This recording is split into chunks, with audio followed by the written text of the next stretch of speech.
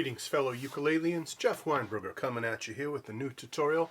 I have a special request by one of my Patreon patrons, and this is for House of the Rising Sun, so let's get right into it. It's a common tune, everyone knows it. It's been around for since the late 60s, and even before that it was a folk tune. I think Joan Baez recorded it before the Animals did, but in the late 60s the Animals made the very famous version, and Eric Burdon gave a great vocal performance, really emotional, showed what a great singer he was. And this was just a massively popular song. It still is. Ukulele people love this, and of course I'm not surprised I got a request to teach it, since it is a great tune. So in the key of A minor, here we are, and we just need to talk about the chords first. There's an intro before any of the singing starts, before the verse starts, and this intro is also recycled later in the tune as the instrumental between each verse, or an interlude if you prefer. Whatever you call it, it's that musical material that goes between verses.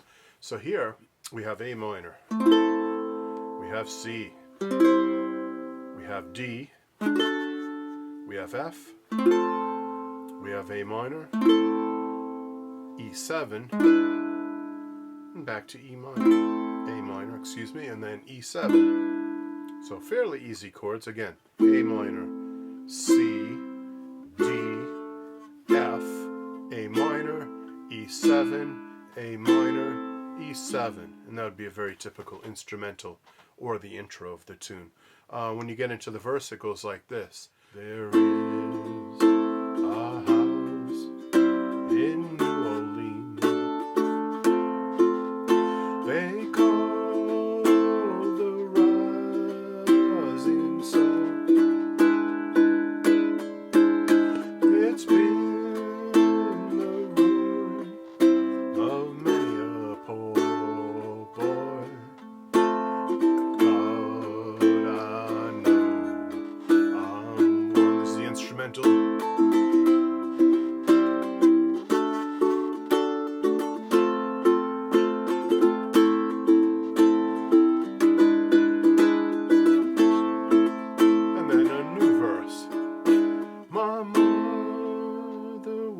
Etc.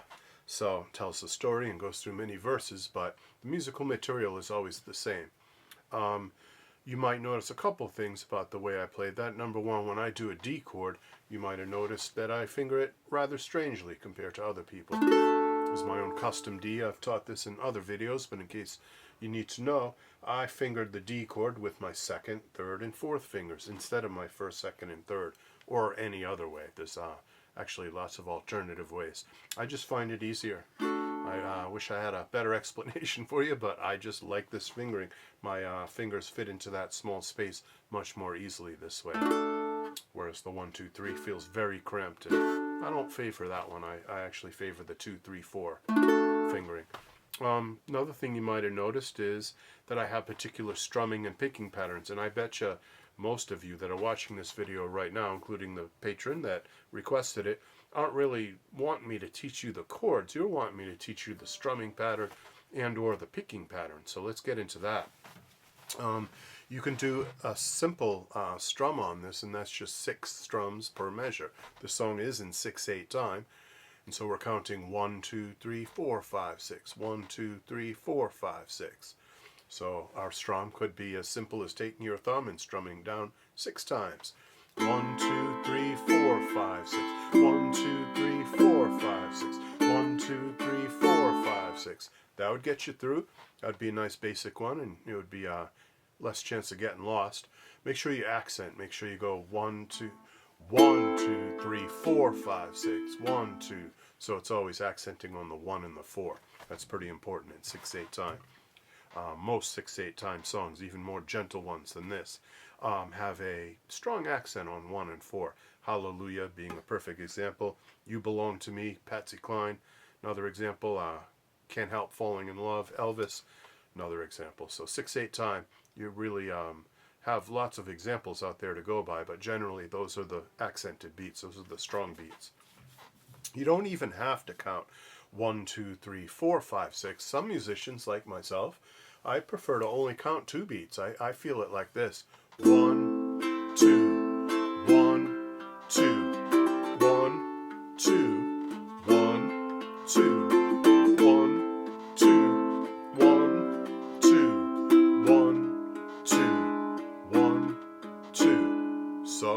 simplifies your life and you like that particular way, go for it. That's how I personally like to feel 6/8 time.